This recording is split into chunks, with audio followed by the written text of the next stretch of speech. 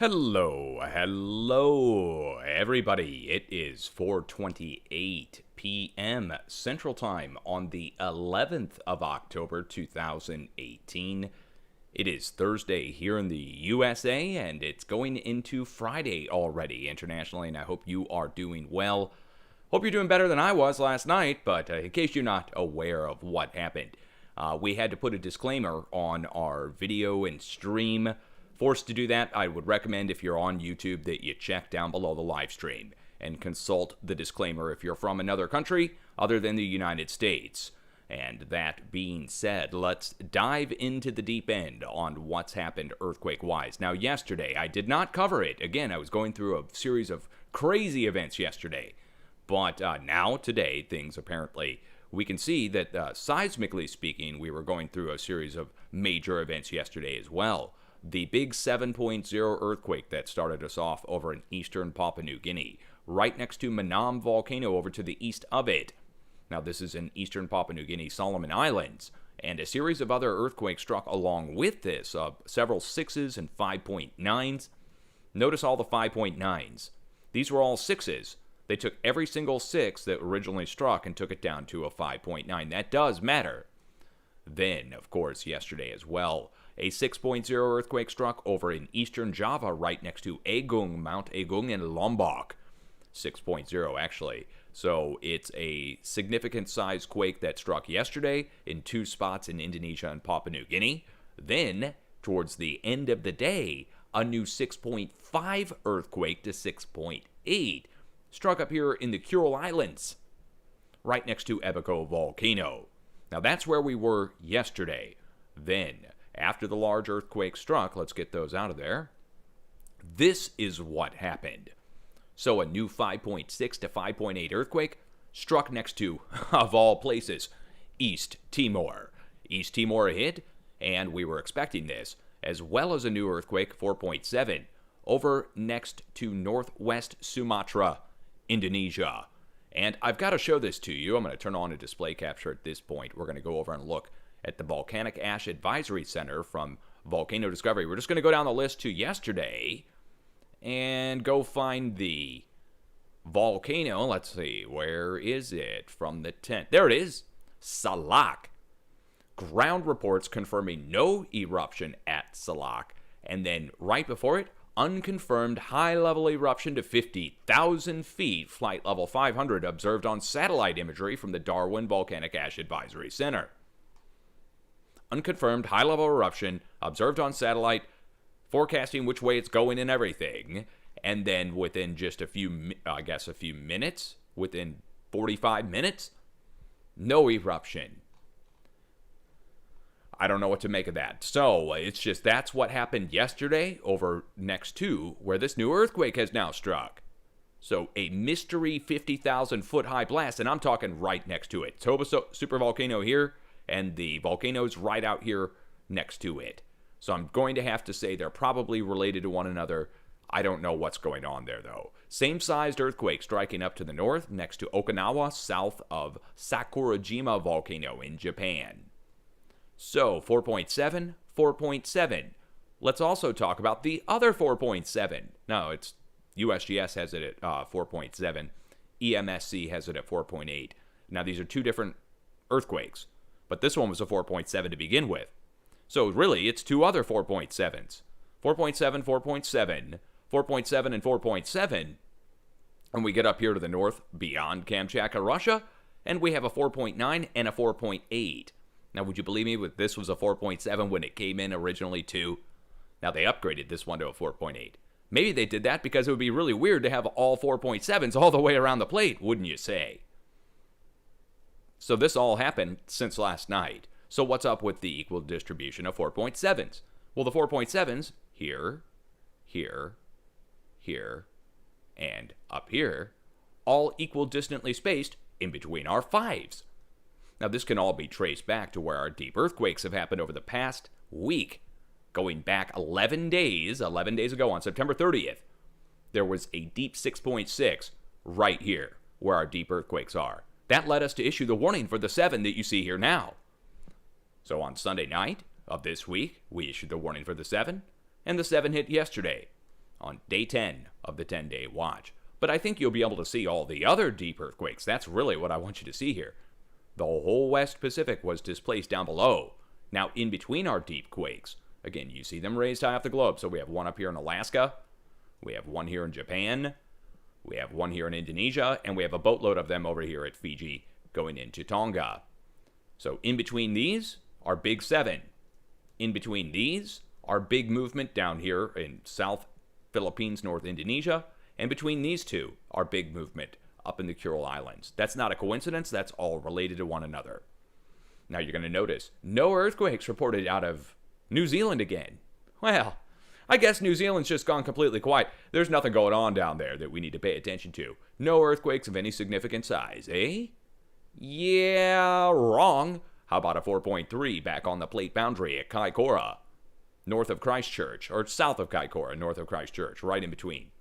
So finally, we're back here at the plate boundary. It's been weeks since you guys have... I'm surprised they didn't remove this earthquake as a ghost quake. I really am. I was waiting. That's why I didn't even really want to talk about it last night when I went on my little tirade. Because, again, no reports out of New Zealand showing anything. So if you were to consult the USGS feed or the EMSC feed, you'd just think that there's nothing going on down in New Zealand at all. Well, I think that kind of settles the case for us, that they're just not reporting the earthquakes of 4.0 and greater out of New Zealand to the world, or the world isn't paying attention, one of the two.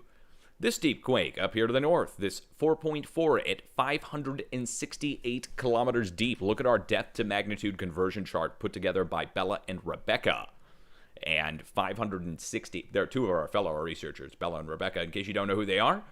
568 all the way over here on this column. Go down here, 568, 1.14 magnitude we need to add on to this.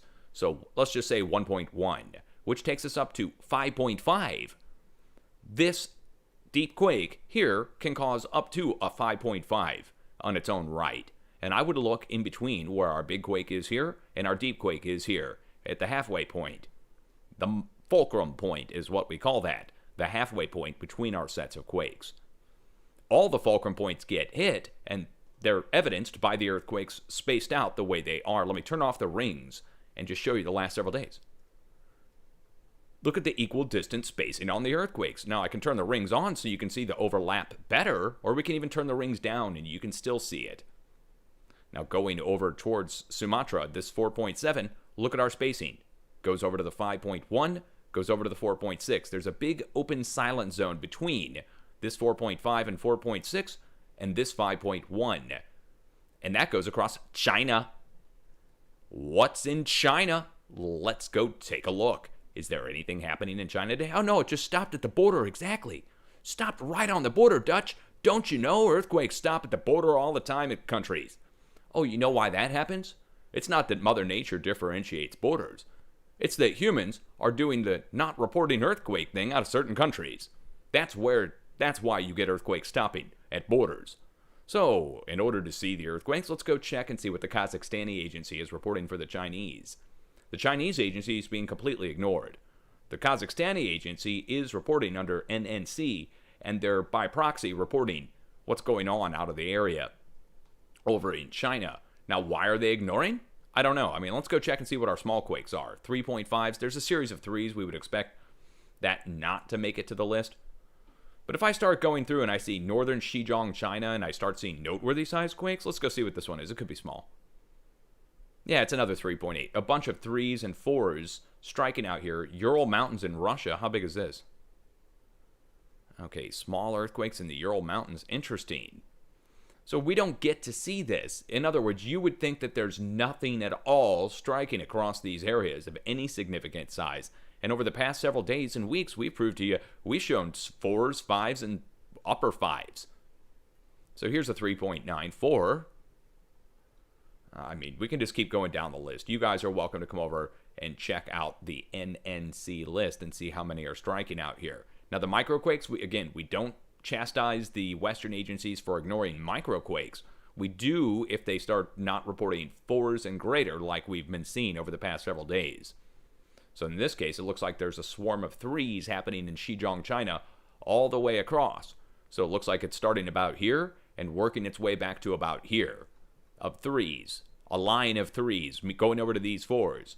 Going between this 6 and these 4s is a line of threes. Well, doesn't that mean China's going to get hit with something significant across China here in just a few days? Should.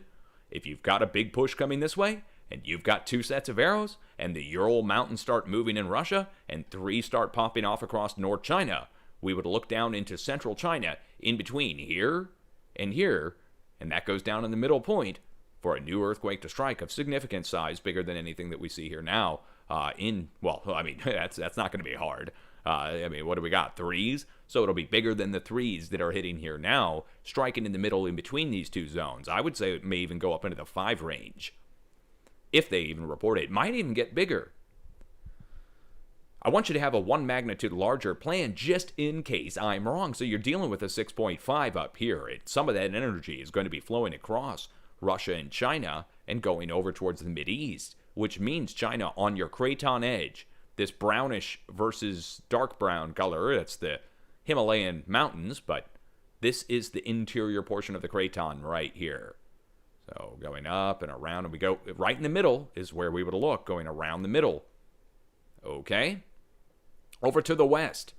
No activity still on the northern plate boundary in Iran for 2 weeks. Let me get a sip of my afternoon coffee here. Yeah, 4:30 in the afternoon, I'm drinking coffee. You know what kind of night it's going to be tonight. So here we are. Right here in the middle, we're going in between, and this is east of the Caspian Sea. Tehran is right about here, and then we're looking east. Again, it's been 2 weeks. Now, I have people that are watching over in Afghanistan, service members and their families here in the States who are forwarding over the messages. Guys, nothing has changed. We're still watching right here on the plate boundary, north side of Iran going into Afghanistan, and the size on this is going to be about the same size that's coming out of the West Pacific, so we're between 5 and 6 ultimately. And that puts us into the 5, mid-range 5, maybe even upper 5 level. Like I said, have a 1 magnitude larger plan. As we go over to the west, we get into Europe. Look who got hit. So, we were looking right here. Okay, right here at the back side of the red arrow in the central Aegean Sea. I'm going to have to say this is the sized earthquake we were looking for, location-wise, just to the south of Crete. So, sorry, didn't mean to cough in your ear there. So, 4.4 right here instead of right here is, I would call that almost an earthquake forecast miss. Yes, if I'm looking right here and it hits right here over 200 miles, it's a criteria I set for myself. Now, is that the earthquake we're looking for? Yeah, that's most likely it. It's a mid-range 4. It's coming in on the backside of the Aegean, right at the center, just south of the center at Crete. Well, this changes everything. This means there's going to be a flow going up across Bosnia and Italy with a little bit of flow going up across Poland. And I think that's already evident. Look what just happened today. A new 2.5 in Bosnia, new 2.7 and 2.5 down here in South Italy, new 2s striking across central Italy, new 1s striking across the Swiss Alps going up to Austria, and then English Channel. English Channel, 2 separate quakes off the shores of France. Well, there it is. So you can see a progression of 2s going across Europe, going all the way up out here, then going down across Portugal. Portugal got hit by a 2 and another 2.7. Same sized earthquake coming out of Italy, 2.7, over to the west, 2.7. Now, a day and a half ago, a 4 hit right here in South Spain, just east of the Portugal border. I want to say it was right here at the Strait of Gibraltar. I don't know if that earthquake's still on here. No, it's not. Okay, USGS not reporting that 4 at the Strait of Gibraltar, South Spain. Rare 4.0 earthquake down there. It doesn't happen all the time. USGS missing the event. Okay, what does this all mean? Let's trace it back. So we go all the way back over here to the Mideast. That's where our energy starts that goes into Europe. Now, the Mideast energy comes from the West Pacific. So here's where we really get a push, and then our push spreads out across the plate and is taken by the craton edges across the plate boundaries, seeking a path of least resistance out towards the mid-Atlantic ridge. Now, word reached me that Iceland got hit. What? What are you talking about, guys? What? Who's sending me messages telling me that Iceland got hit? Did I just have a dream last night about Iceland? Am I tripping? I don't think so. So I don't know what's going on with that. No earthquakes reported out of Iceland, and people were talking about it last night. That was in chat. So I was just watching in chat. Wasn't even talking with people in chat. I was just watching people talk. Iceland. Okay, well, what? Where is it? Now let's jump up here into Alaska. The Aleutian Island chain, 4.8. Equal distribution of 4s, 4.6, 4.7 on one side. Over to the east, 4.9, 4.8 on the other. Do you see this? Again, let me turn down the ring so you can see this. So on one side of this 6.5, the big stack here, we got a 4.9 and a 4.8. On the other side, we have a 4.6 and a 4.7. So we're within a hair of a point on each side with an equal distribution of 4s. We go back to yesterday's 5.0. Guess what's right here? A volcano called Veniaminoff. And we had never seen it on the Volcanic Ash Advisory Center, and it started to show up in the past few days. So let's go down the list really quick and see who's on the list. Popocatépetl in Mexico. Dukono in Indonesia. Sabancaya in Peru. Shivlush in Russia. Manam in Papua New Guinea. Sanjay, Krakatau, Katovar, Sanjay. I'll show you where these all are. Ecuador and Papua New Guinea. Sanjay again. Shivlush again. Krakatau again. Manam again. Turrialba. All right. Turrialba on the list. And just keep going down. This gets us into yesterday, which was Manam, Krakatau, Katovar, and the weird one again. One more time. Salak, the 50,000-foot high mistake. Oh, yeah. Now we got an earthquake next to it. So Popo, Dukono, Sabancaya, Shivlush, Manam. All right, let's start up here. This is where Veniaminoff is. It was 2 days ago that it erupted, and yesterday we got our 5.0 earthquake next to it. Get that earthquake out of there. Going over to the west, Ebeko volcano, right here next to where our swarm is. Skip over Japan entirely. No eruptions in Japan. Nothing at Sakurajima at all. And also nothing at Suwanisejima. Down to the south, skip over Philippines. No eruptions at Philippines either. Further to the south, we've really dropped off volcanically speaking. Here, we have Dukono. Now that's a big drop-off because we had Soputan, Gamalama, Dukono, and Ibu, all four simultaneously erupting. Now we're down to one. Going further to the southwest. Right here, where our 6 is, this is a volcano called Mount Agung. It stopped erupting. Hasn't erupted in weeks and weeks, if not a couple months now. Here, right next to it, Mount Merapi was erupting, but now it has stopped. Over to the west, we have Krakatau. That's the only, Krakatau. It's the only one that has stopped or still erupting. And did I say Merapi was on Java? I think, boy, I'm going on memory here. Maybe Merapi is right here instead of right here. I'll have to go look it up. It's irrelevant. It's not erupting. Over to the east, we have two simultaneously erupting volcanoes. Katovar, which is the volcano that hadn't erupted in 1,000 years, came to life this past year, right here. And Manam, right next to it. So we've got two different volcanoes right next to each other going simultaneously. So let's recap. 1, 2, 3, 4, 5 volcanoes erupting on this side of the plate. And over to the east, we go into Mexico. Right in the middle of Mexico, Popocatépetl is erupting. And so in Central America, in Costa Rica, is Turrialba. Down to the south, we have Reventador and Sanjay both erupting again in Ecuador. And Sabancaya erupting down in South Peru. Let's count those. 1, 2, 3, 4, 5. So we have 5 erupting on one side, 5 erupting on the other. None up to the north today. So Alaska, you are a hinge point, and Veniaminoff erupting this past several days, definitely played into the big movement that we have going on up on the north side. Now this goes right across the mainland of Alaska at Mount Denali again, and then up to the oil pumping operations on the north slope of Alaska. That's right next to Prudhoe Bay. Now let's jump from here all the way across and go into South America. South America has dramatically dropped off, seismically speaking, this week, with only a handful of earthquakes all week long. How many have we had? 1, 2, 3, 4, 5, 6, 7? 7 earthquakes all week, or maybe 8 or 9 if you want to go all the way back 6 or 7 days. But in the past few days, hardly anything, with the rest of the plate going into overdrive 6s and 7s. Well, if one side of the plate gets 6s and 7s, guess what happens on the other side of the plate? Compensation movement, and it's usually pretty big. Where does the activity develop? It spreads across, following our fracture zones from where our large quakes are. Right across American Samoa, for instance. Going across, where does this go? Goes up to past Hawaii, just south of Hawaii, and goes right into Mexico. Follow the fracture zone.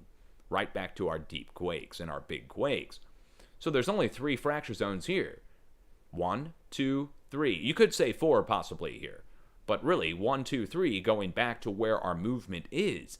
So that puts Mexico, Central America, and Northern South America under pressure coming from our movement over here. So it's transferring across, it's following the fracture zones like superhighways. So we have to warn the people in Mexico, Central America, and Northern South America for something in the 6-ish range, maybe even to mid-range 6, something to compensate for this. Now, up here, this earthquake should also have compensation, should be on the backside bottom of the plate, down here. So diagonally across from the northwest Pacific down to the southeast Pacific, and diagonally from the west Pacific to the east Pacific. Both should compensate. Both should be approximately in the 6th level. I would lean towards the larger earthquake going to the north and the smaller of the two going to the south. But we're still playing around with significant sized activity where this arrow points and where this arrow points to the north of it. So from this arrow north and from this arrow south, and we go into our middle points between our quakes, and it even further defines where we would look. So our middle points between our quakes is where we look. Basic and simple. As we go across the Caribbean, we get over to the Eastern Caribbean for my people in Dominican Republic and Puerto Rico. Look at the new increase in the number of earthquakes. Now, magnitudes aren't that big. The number of earthquakes, the vibrations as this is traveling across, has definitely stepped up in the last day and a half. Well, that follows your big earthquake over in Haiti, with many fatalities and several hundred injured. Now, today, over to the east, our letter X has been struck by a 4.7. Again, another 4.7. So, the number of the day has been so far 4.7 across the board, all the way around the planet. Again, our white-colored earthquakes are what struck today, and the pink-colored earthquake struck last night. Okay, now that you understand that, South America is going to get hit at the tips of both arrows to the south of this arrow and to the north of this arrow. That brings us right into Central South Mexico. What we're looking for, 6-ish range. Okay, it's based upon what's happening on the other side of the plate. I want you to be ready for it. Now, before we get into the United States, we do have to talk about one final place. That is over here in Japan.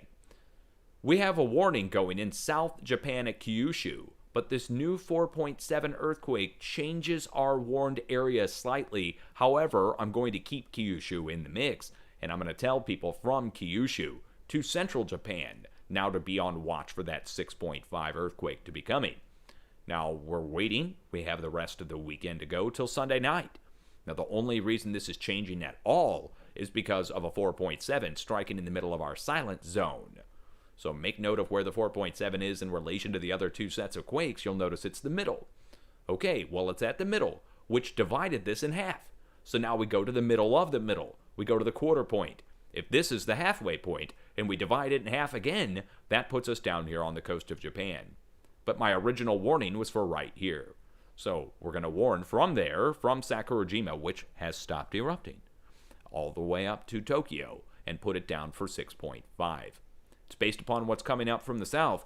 For my people in Guam, you've sat here now for a week and a half almost, without any significant activity. Look, this is 6 days worth of quakes in Guam. There you are. U.S. military operations there. We've already issued your warnings for you guys. Please do not let your guard down. Keep watch on it over the next several days. You're sandwiched between multiple locations. Your locations to the west have been hit big time. Multiple volcanic blasts to your south and to your north. And you are sandwiched in between. Now, let's go out here into the Central Pacific and go talk about Hawaii. Let's turn on our 0.0 and greater earthquake feed. So we were dealing with a swarm yesterday over here at Mauna Loa. Mauna Loa started to really break out. Well, come on now. Mauna Loa started to really break out. What is going on here?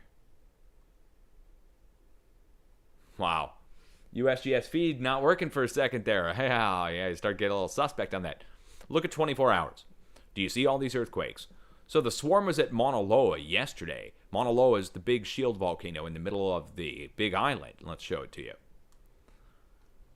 So here is Mauna Loa, and our swarm was just to the west and at the top of the crater here. And it was going up into the 3 range yesterday. Someone messaged me and told me that IR satellite infrared was showing hotspots on the western side of the slope of Mauna Loa. I was not able to confirm that. I couldn't find any feeds that showed it. I'm not saying it's not 100% happening, but also I require proof in order to, say anything besides that it could be happening. So I guess if you live in Hawaii, you're going to need to pay attention to what's going on in Mauna Loa with a swarm breaking out there. Then, Kilauea. Well, it was moving. Now we've got something else going on here, and we just need to go pull our wonderful coordinates, go show you what's at the location. Now, it's right next to Kilauea, what I'm getting ready to show you. 4 kilometers west-southwest of Volcano, Hawaii. Puts us pretty much right inside the new collapsed caldera. Or right next to it. Let's show you. There we are. Now, I'm going to have to say this is the spot where the steam's coming up. Since this whole thing is collapsed all the way out here, and the steam's coming up from somewhere down in here, our earthquake swarm is happening, where the steam is coming out. Now, in between Mauna Loa and Kilauea, you're going to notice 1.8 here, another 1.8 down along the coast, another 1.8 up here more towards, the north side, and then over on the east side of the big island. So what's up with all the earthquakes? Why are we getting a line of earthquakes going from Mauna Loa in a diagonal line down across Kilauea down to the coast? Why are they all the same size? 1.8, 1.9, 1.8, 1.8, 1.8, 1.9, 1.9, 1.8, 1.8, 1.9. Why are they all the same size? It's the same amount of inflation happening across the entire area from Mauna Loa down to the coast. Now this is on top of the swarm at Mauna Loa and the swarm at Kilauea, and the swarm at Mauna Kea, or not swarm, a cluster at Mauna Kea. It wasn't exactly a swarm, but it was several earthquakes striking. You have to pay attention to this. Now, you guys, they've moved all the tourists back in, said it was all clear, all good. They've got everybody in here in Hawaii Volcanoes National Park now, walking around. They de-elevated the volcano down to yellow status. Let's go look at the update page, see if they have any new multimedia on this. It's starting to look like, they're just ignoring it. Last update was October 4th. They're not showing the inside of the crater since September. It's been a month now since they've shown us the inside of the crater where there's going to be a blast that most likely sends out a pyroclastic flow at some point. So this thing's going to blow out at some point. When it does, it should blow out from where the steam is coming out down below. Very troubling to see them hiding the information and not covering it. A once in a several 100-year event. Not covering it, not doing flyovers, not showing anybody, not talking about it. It's going to blow. And when it does, it'll be big. It'll be a big blast. It won't be Mount St. Helens size, but it certainly will be huge. Okay, let's go over and take a look at the United States. What's going on here? This is the last 24 hours worth of microquakes and noteworthy size quakes. Well, before I get into the U.S. and quakes, how about Hurricane Michael? Man, after my name. I again, guys, they do that with the names, but man, destroyed North Florida, Mississippi, Alabama, Georgia. Guys, they are dealing with probably something that has, well, they're saying it's the strongest ever. I don't know if it's the strongest ever, but man, it's damaged. I've got family who own stuff down here in Panama City, and man, it's bad. It's bad. I hope they're doing okay. I don't think they were there, but for anybody who lives down there, guys, well, obviously, you're probably not even hearing my voice. You probably don't have power if you actually live in these spots, but if there's anything you can do to help these people down there, guys, try to do it. I know. There's a lot going on, but man, that was bad. Real bad.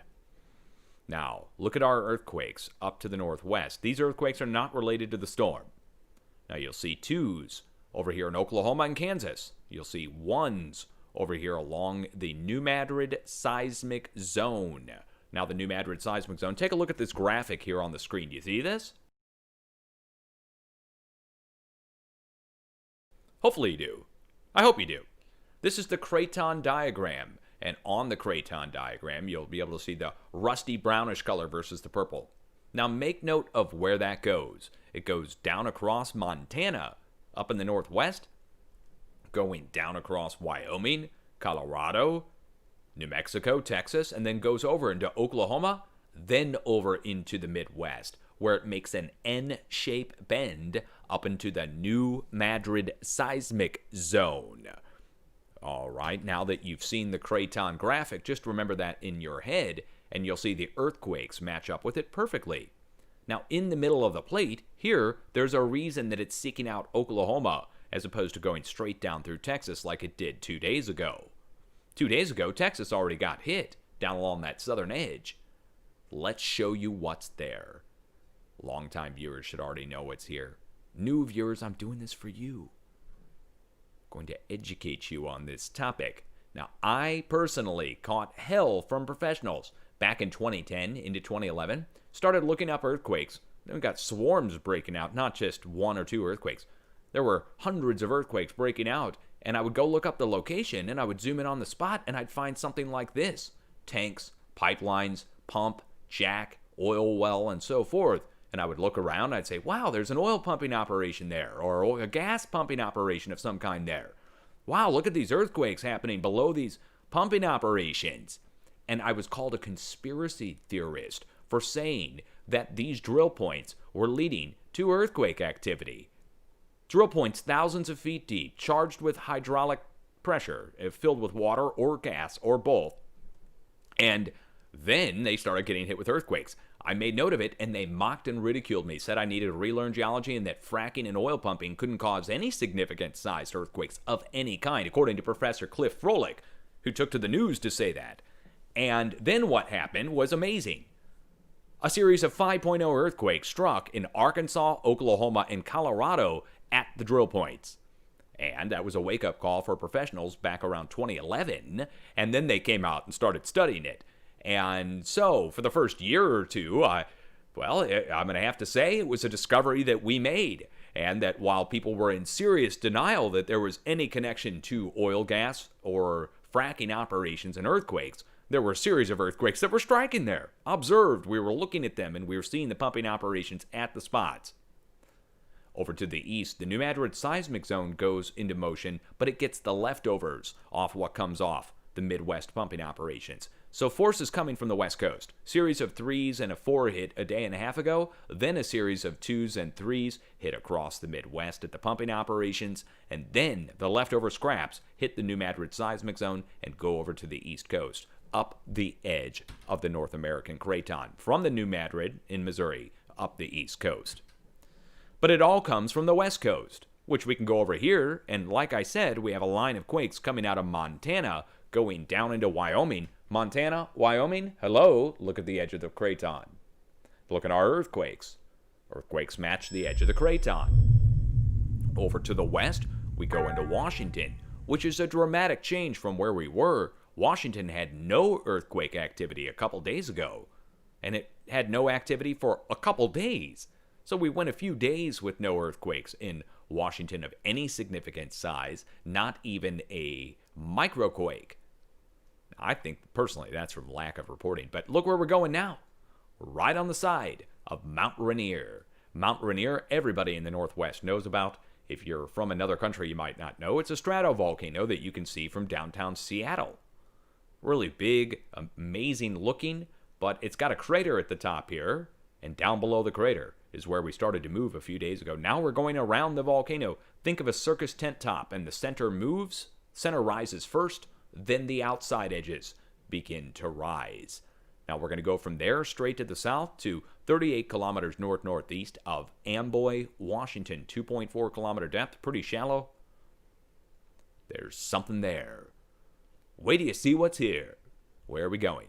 We're going down on the crater top, or the pinnacle, but we're down below it, of course. We're down inside Mount St. Helens. And Mount St. Helens blew up in 1980, sent an ash cloud across pretty much the United States. And here's the dome that's rising out of the center now. Eventually it'll blow out again. But the dome is rising. Earthquakes are happening as the dome rises. The other earthquakes spreading out around the volcano, just like over at Mount Rainier. Going over to the east, we get over to the Octanum Fault Zone, or ridge structures. And we'll show you those. We can just show them to you here. Octanum ridge structures. That's all these going across, right across here.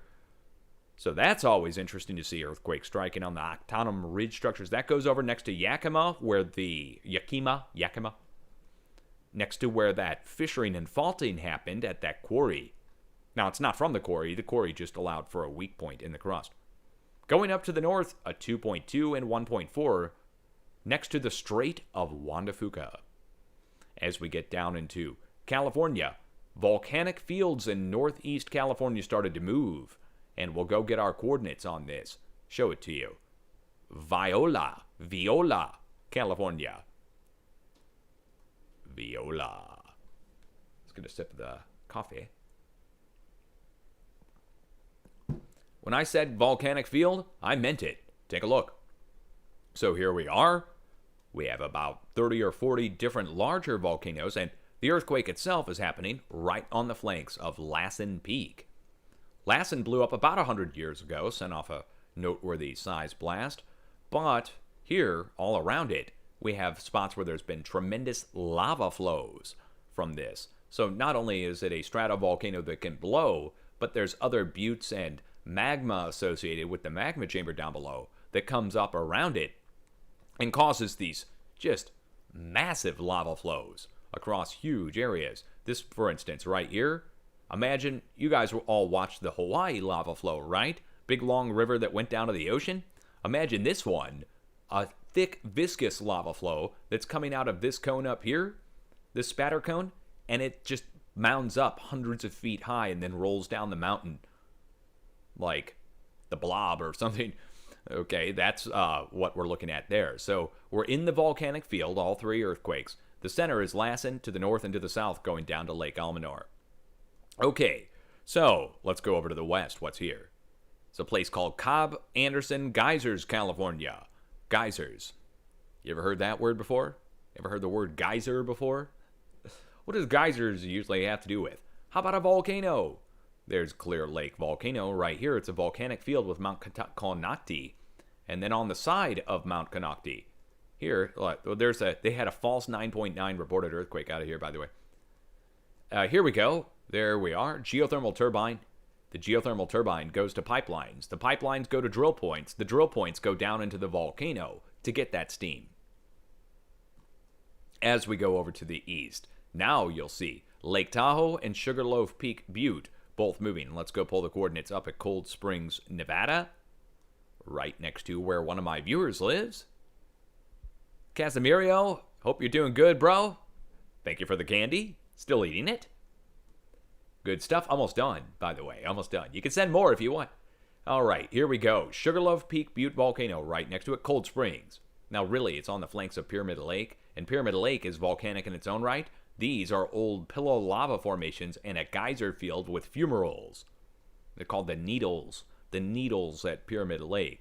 Now, the lava flows across the western side of this go all the way down to the south, and you guys are welcome to check that out if you want to. It goes up to the Lava Bed State Park.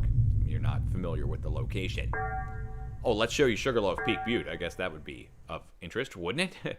Let's show you that one. That's the one that's nearest. There we go. So all around it, now again, it doesn't really even look like a volcano other than it's an ancient butte that has weathered old basalt on it. Black basalt weathered over time. And Lake Tahoe. Why 2 earthquakes in Lake Tahoe? Well, we need to show you what's just north of Lake Tahoe, where this all has been going on. Steamboat Springs, right here, swarming. Started at the geothermal pumping operation again, went over here right next to it, to this school. This was just this past week.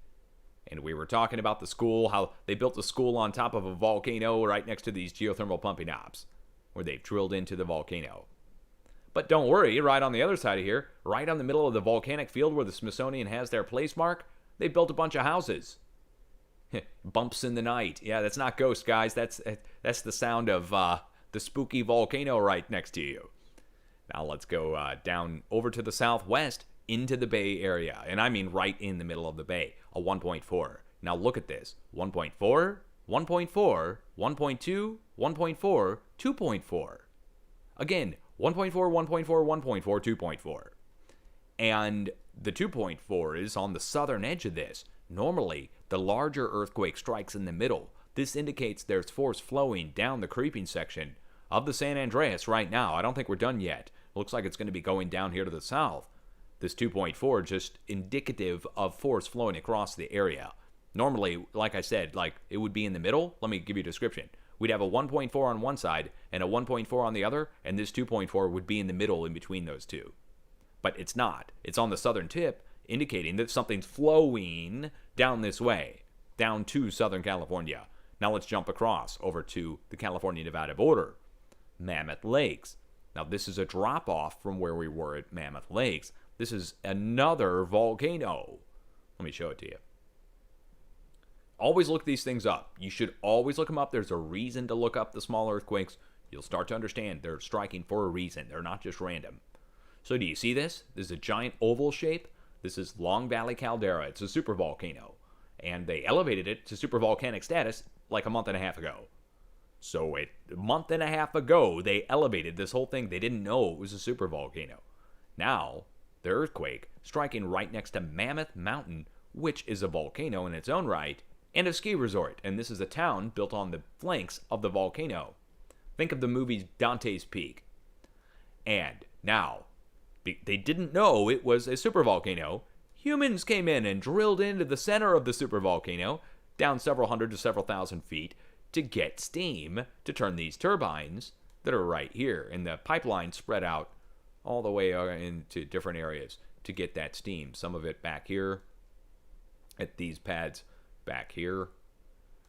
Geothermal drill points into the volcano to get that steam. Well, they didn't know it was a supervolcano. And go figure, we've been getting an earthquake swarm here. The top of Mammoth Mountain fractured off this past year, and they tried to blame it on snow.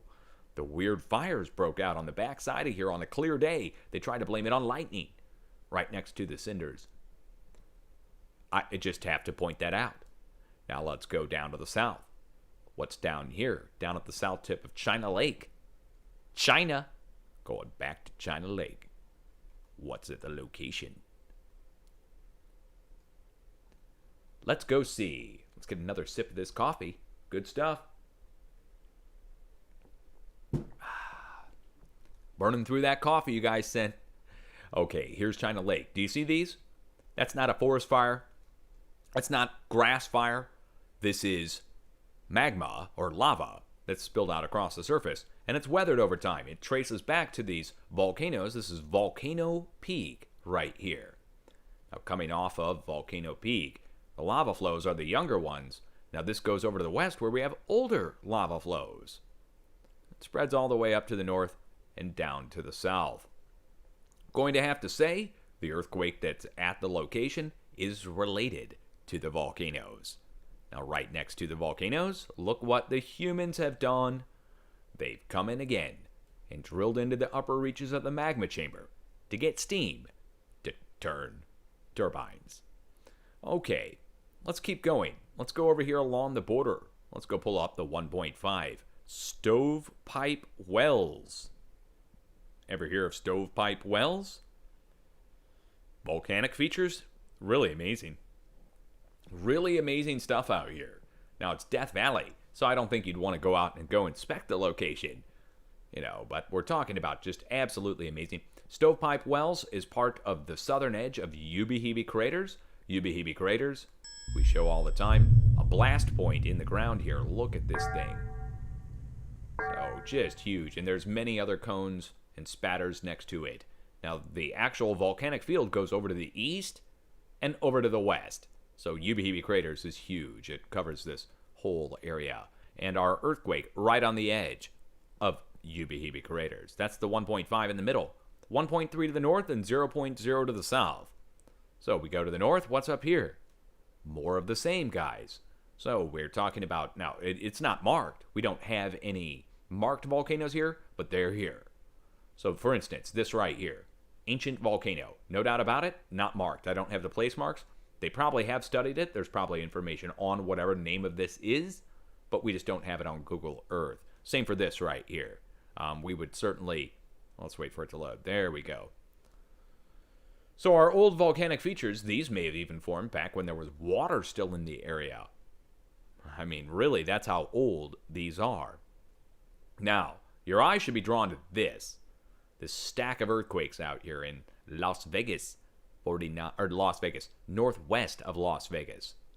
So, well, what's there? It's really close. It's really close, but wait till you see what's at the spot. Wait till you see how close you are at Las Vegas, which is right down here. See, there's Indian Springs. Here's Las Vegas. Now we're going right up here. Okay, what is at this spot? See all these craters. Now, I've shown this day after day after day after day after day for the last several years. Not one person has ever contacted me. Nobody's ever said anything about it. No media has ever paid attention. Nobody's ever said anything. These are all underground nuke test sites. April 1st, 1966, unknown kiloton. Let's get the info on one of these that has the... Here we go, December 16th, 1970, 45 kilotons. Now we go down to the south tip of the valley. Here's where our earthquake is, and we have other test sites set out across here, including Doomtown itself, which they blew away. Operation Rise Line, Doomtown, U.S. Nuke, Operation Able, 1 kiloton, and so forth. That's all around here. Now the fractures in the crust spread out miles, and the nuke test sites also spread out miles. All right, well, there we go. Earthquake at nuke test site. Again, earthquake swarm, and it spreads out across the valley. There's no doubt about it. It is related. One lone quake down here next to Las Vegas itself. So let's go get the coordinates on this. Now I'm going to have to say this is most likely fault zone movement. I don't know for certain. Let's turn on the faults. Yeah, I mean, I'm glad I went and checked. It's on a fault. This is in North Las Vegas at the Eglinton Fault. Never heard of the Eglinton Fault before. So I guess I don't even need to put the coordinates in. So it's at a fault. The others, nuke test sites, which are man-made faults. Right? Now look at this line of quakes going across Utah, starting in southwest Utah, going up into central Utah. We'll go pull the coordinates southwest Utah. Enoch, Utah. Enoch, Utah. I'm going to have to go read up a little bit. Find out what's up with Enoch. Now, we can see it right here. Hold on. Look what we've got. Is it a quarry blast? No, it's not. A 5 km depth. Good. 5 km depth right next to the Markagunt Plateau. Markagunt Plateau, these are all lava flows. So you see this? And all this, it's partially covered in trees. All of this, guys, going out to this crater here. And all these, that's all lava flow. Same with up to the north. This is all lava flow. Oh, it just goes all the way across. Now it's covered in trees. And we're going to go up to the north just a little bit more. There we are. So we're right on the edge of the largest volcanic field in Utah, Markagunt Plateau. That's where we start. Now we can go up to the east by northeast. Go pull our coordinates here at Beaver, Utah. Now I believe this comes in at fault zone activity again. We looked this up the other day. Yeah, it is. The Beaver Basin faults, interbasin faults. So we're going from a volcano to fault zone and then up to the north. Nephi. Let's go put the fault zones in and turn back on our topographic map. And we're on another fault zone. There's no volcano here. Nephi fault. Boy, I can't get it. Washat fault zone 11 section. So we go from a volcano to 2 faults up across Utah. Now, finally, we get down here into Southern California, and we're in the LA basin. So I'd like to go look up this right here in East LA, Placentia, California. There may be nothing there. There may be something there. I didn't look this up earlier. So we'll have to look it up now. Sometimes there's something there, sometimes there's not. Just have to look. Ooh, oh, glad I went and checked. Look what we have here. Got ourselves a nice oil and gas pumping operation spread out across the hillside. There's the shadow of our well. We'll wait for this to load. Now, I'm not against oil and gas at all, guys. I understand. We're not only that, we are the #1 energy producer on the planet now, so I don't want to hear anybody complain as the United States starts to roll in the bucks. But look, it's going to be causing earthquakes as the drill points are vulnerable. Okay? It's just that simple. The drill points are vulnerable, whether it's oil or gas drilling or whether it's geothermal. Here, look at this. Here's 3 wells right here. I better mark this so I don't ever forget about it.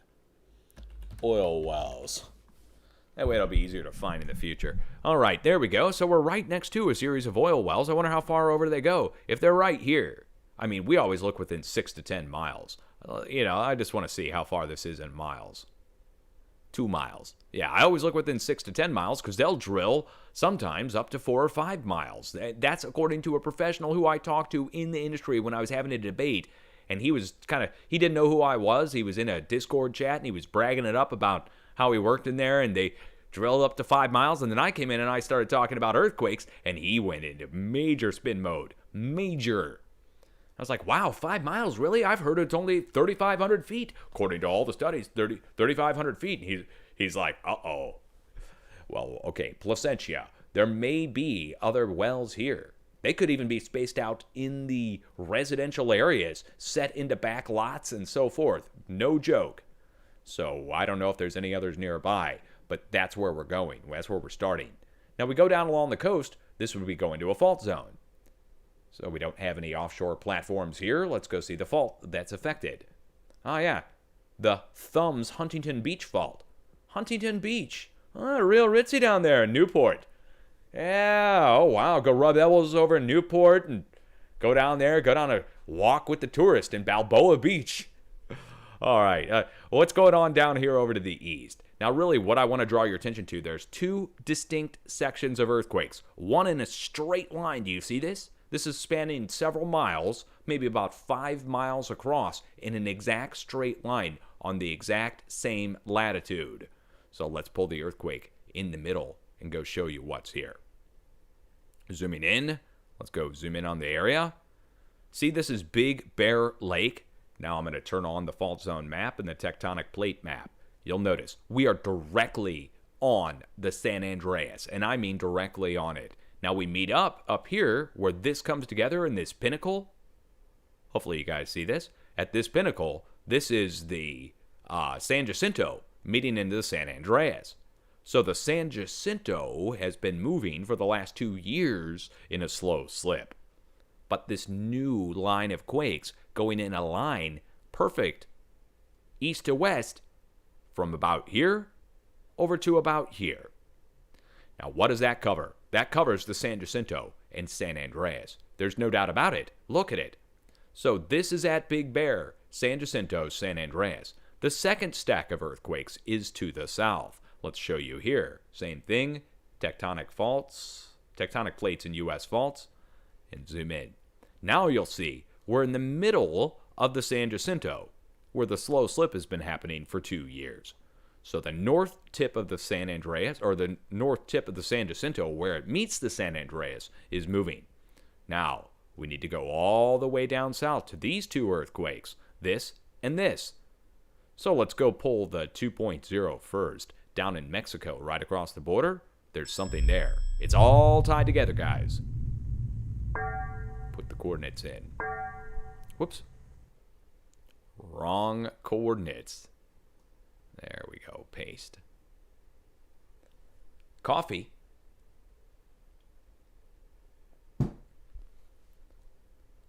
All right. Now, your eye should be drawn to this red triangle. The red triangle, Smithsonian place mark for a volcano called Cerro Prieto.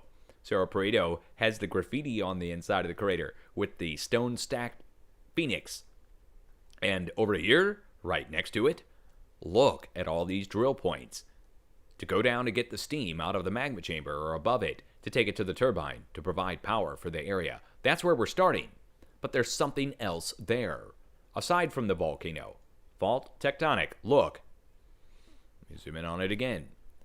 See where all three of these come together? This is the San Andreas Imperial Fault. This is the San Jacinto. This is the Elsinore. All three go up to the north and meet up next to Big Bear, where that line of earthquakes is going east to west.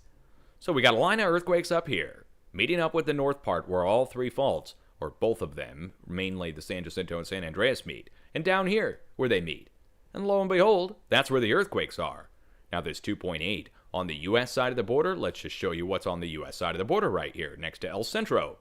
The earthquake is striking right about here, next to these solar panels, or solar farms, and right next to the solar farms, we've got another geothermal pumping operation.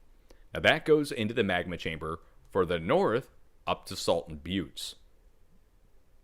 Okay, so let's recap. A diagonal line of earthquakes going from the LA Basin, down across Big Bear at the San Andreas, down through the San Jacinto, meeting up back with the San Andreas. Going up to the north, we split. We go over to the east, in East California. All our volcanoes showing activity all the way up, going up into Northern California. Going along the coast, an equal distribution of small activity, going along the creeping section of the San Andreas, going into the Hayward Fault, back up to geysers, meeting back up with the whole thing that got pushed a few days ago with 4.0 activity coming out of the northwest. Fours hit. Well, you know, all you got to do is complain a little, guys, and get results from Big Brother. It's just like any government agency. All you got to do is complain, and next thing you know, they start doing their job for a little bit. Now, interesting. Look at this. There's our 4.3. So 4s on the west coast, 3s to the Midwest, 2s headed over to the east coast, and that recaps and takes us back over to the West Pacific, where the whole push began. All right, so there's our update. Man, what an update it is. We get back over here, sandwiched in between our deep quakes, our big quakes, and we're not done yet. We are not done yet. This Big 7 and the other activity that hit in Indonesia, we have to look between our current sets of quakes now for new activity to develop. So between this 4.7 and this 6, we should have new activity develop that's significant in size, going up into the mid-range 5. Why not larger? Well, thank God it's going to be spreading out, and we've got volcanic eruptions also taking place. Philippines, Central Philippines, you guys are in between two sets of quakes. You're playing around with upper 5 activity. Same with over in Guam. Over next to Guam, you're playing around with upper 5 activity. Japan, you're playing around with mid-range 6 activity. In between our current sets of quakes, it's pretty obvious where we're looking. So have a plan. Look in between your current sets of quakes all the way around the plate. So there's going to be several more areas to get hit. Mexico, in between your sets of quakes. It's pretty obvious what our sets of quakes are. United States and Mexico, we look to the middle point, Baja Peninsula. Mexico in itself, or Central America, we look to our middle points. It brings us into South Mexico. Here to the south, we look between our middle points, brings us in here into North-South America off the coast of Colombia and Ecuador. Middle point here brings us into Peru. All of them are going to get hit by larger earthquakes than what we currently see at each spot. Why do I think it's going to be larger? The deep earthquakes. We are in a deep earthquake event. Deep earthquakes start the force down below the plate. They hammer up on the underside of the plate, and then that force spreads out. When it spreads out, it accumulates. We get larger earthquakes, shallow, up above these deep earthquakes. So like a hammering action coming up from down below, then we get a single larger earthquake up above. And it spreads out quickly across the plate, trying to compensate itself, trying to compensate that energy out and away, trying to balance. And it does. It reaches all the way across to the opposite side of the planet, to the antipode, balancing itself out, which it then hits at the axis and goes back through the planet and comes back out with new deep earthquakes, starting the whole process over again on our letter Ds. And that's just what happened. It's just happened over the past few days. So first it went around, went through, came back out, and here we are. The increase has now happened. The good news I've got about this, if you're new here, Earthquakes are not random. If you ever hear anybody say earthquakes are random, you challenge them immediately and say, prove it. And they might look back at you and be like, no, you need to prove earthquakes aren't random. And you say, no, you're the one pushing the whole BS story that earthquakes are random. They're happening on the plate boundaries. How can you not see that? They're not random. They're happening on the plate boundaries and craton edges. It drastically reduces the areas that we have to watch. Plate boundaries, craton edges, fracture zones. Those are the spots. Fault zones are shallow. They're very shallow up in the crust. Fault zones are the last things to move. Fault zones. Most people think faults are the only thing that moves. No, faults are the last things to move. Your volcanoes, your drill points, your fracture zones, your plate boundaries, and your craton edges, they all go into motion first. Then your fault zones start to act up towards the surface. But this all takes place first. So that's encouraging to know. We can know that the earthquakes are going to follow the plate boundaries, fracture zones, and craton edges. It drastically reduces the areas we need to watch on the whole planet. Secondly, the magnitudes are related to one another. The force is coming up from down below. It causes a single larger earthquake, which then spreads out into smaller earthquakes all the way around the planet, but they're all significant in size. In other words, it'll go from a 7 to a 6 to 5s all the way around the planet. That's not that much of a drop-off if you think about it, just to go from 7s down to 5s in the course of a couple days around the entire planet. And sometimes, if the push is great enough from down below, if we get a huge hammering event coming up from down below, we'll get the same size large quakes striking all the way across the planet, like what happened last month with all the 6s. We had 30 different 6.0 or greater earthquakes in 30 days. Again, listen, 30 different 6.0 or greater quakes in 30 days' time. Now, normally, there's 2 to 3 a week on average, right? So if there's 2 to 3 a week, let's say there's 3 a week. Let's go on the high end of that. 3 in a week, that would be what, 12? There would be 12 in a month on the high end. And we had 30.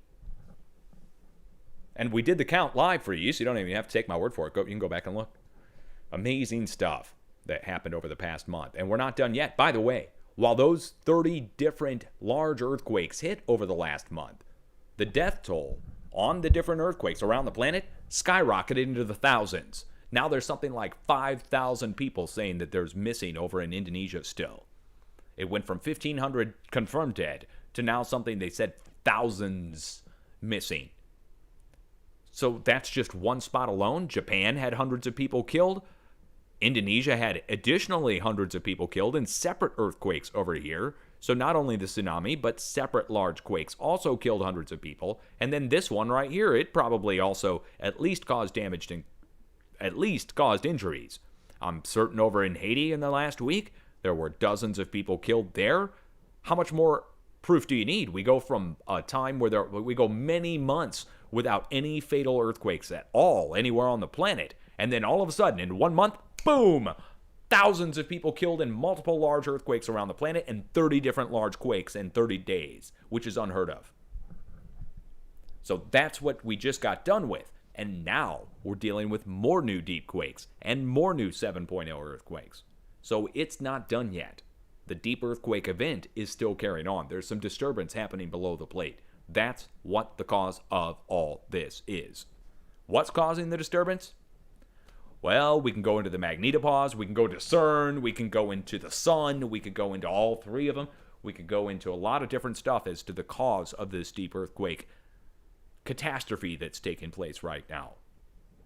So I want you to have a plan, and I want you to be prepared just in case. You may never have to use your earthquake plan. That would be good if you never have to use it. But you certainly should think about what you would do if an earthquake strikes. Where are you going to go? You're going to run outside? Do you know what's outside? Do you have the door? Do you know which door you're going to go out? If you're running outside, do you have an emergency kit? It's starting to get cold out. You might need a blanket or something, at least up here in the northern hemisphere. And if you live in a warm area, well, guys, you might need water, right? You might need a few things in your emergency kit to help you get through that first day of a disaster. And I'm not going to lecture you on the stuff to put in it. You can figure out what you need. But food, water, change of clothes, set of shoes, extra set of keys, ID, flashlight, batteries, emergency radio. You can get the idea on what you need to put in there. Sanitation, first aid kit, medicine if you require it.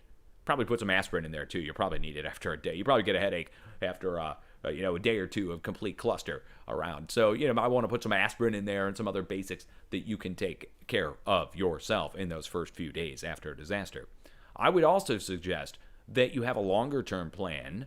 You do not want to be at the whim of Big Brother, ending up in a gymnasium with cots and other people who you don't know, packed and stacked with strangers, when you could take the time to have a place to go somewhat far away from your residence and where you live. A campground, a relative's house, a friend's house. But, with the relatives and friends, you don't want to be a burden. And, after a while of staying somewhere, you can be, no matter who you are.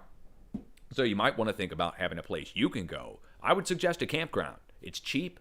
Usually 10 or 20 bucks a night, way cheaper than a hotel, way cheaper than any of that, and it's usually rural and secluded, or you can find a place that's not a state park, privately owned campground that you can go to. They usually have bathroom facilities and running water, and you can build the campfire.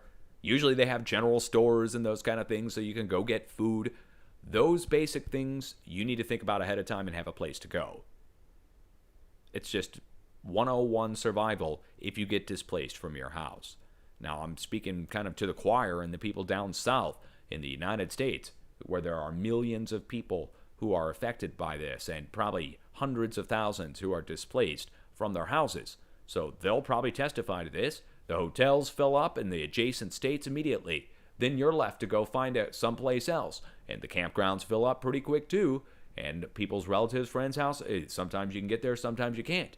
This is why having an emergency plan is very important for the people, especially in earthquake zones and people who live along coasts. All right, 5:35 p.m. Let's go ahead and save this as a video over on YouTube. It's going to have the disclaimer in the top. One more time, I'm going to tell you, if you live in another country outside of the United States, I would suggest that you check your local and national laws that refer to earthquake forecasting and whether or not you're allowed to share those updates from average people like me, as opposed to an agency or a public agency. Those kind of things are probably allowed, but average Joes are prohibited in certain countries, like Indonesia we'll use as an example. So be careful. I don't want you guys to ever get in trouble for sharing my information. Just be careful. Check your laws and know what you're dealing with. You don't have free speech in these other countries. All you guys got are some laws that say that you've got free speech, right? Your government gave you a rule or a law that says, oh yeah, we grant you the right to free speech. Here in the United States, we have a rule that tells the government that we have free speech, right? We don't need the government to come in and tell us we've got free speech. We tell the government we have free speech, and we wrote that down in a thing called the Constitution, and if they try to violate it, we can revolt. Yeah. That's the rules here. You might need to set something up like that in your countries, so you can have free speech too. Not a rule granted to you by the government. You make a rule and you tell the government you're abiding by this rule. We're making a rule for you that we all live by. And that's what a constitution is. And you guys don't have it around the world. Time to get one. Well, you know what? You're going to have to get one, I guess you're going to have to revolt against your countries. And they all got guns and you don't have anything. What are you going to do? Nothing. That's what you're going to do. Have a good morning, afternoon, evening, or night. I'm going to do my updates from here in the free United States and get them out to the world. Much love, everybody. Peace out.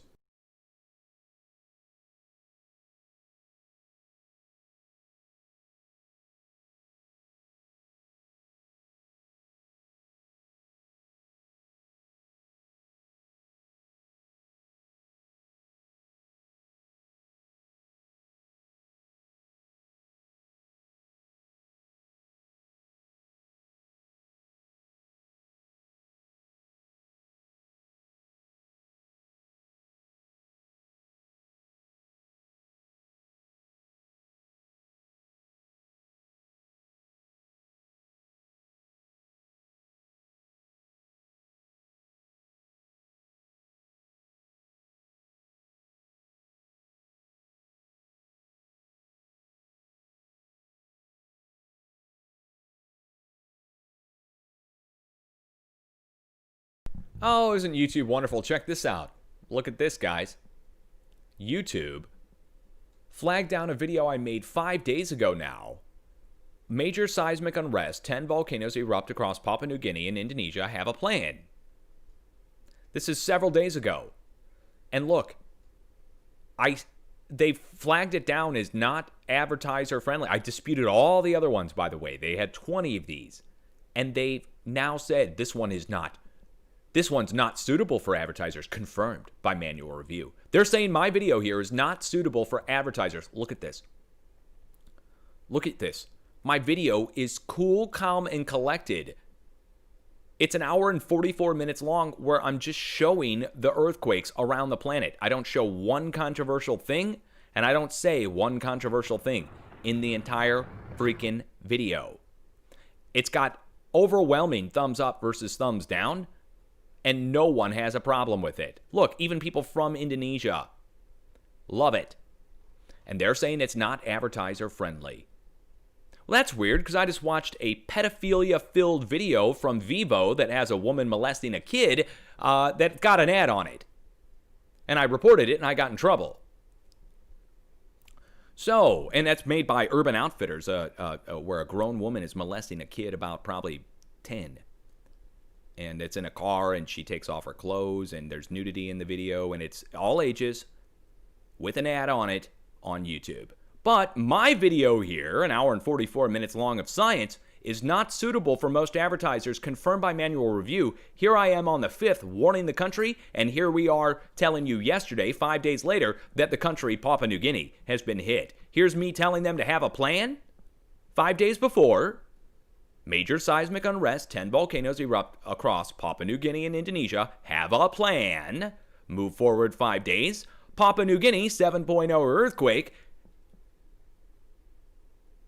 And the problem is me. The problem is me telling them to have a plan. That's the problem. And then over here, here's the earthquake 5 days later.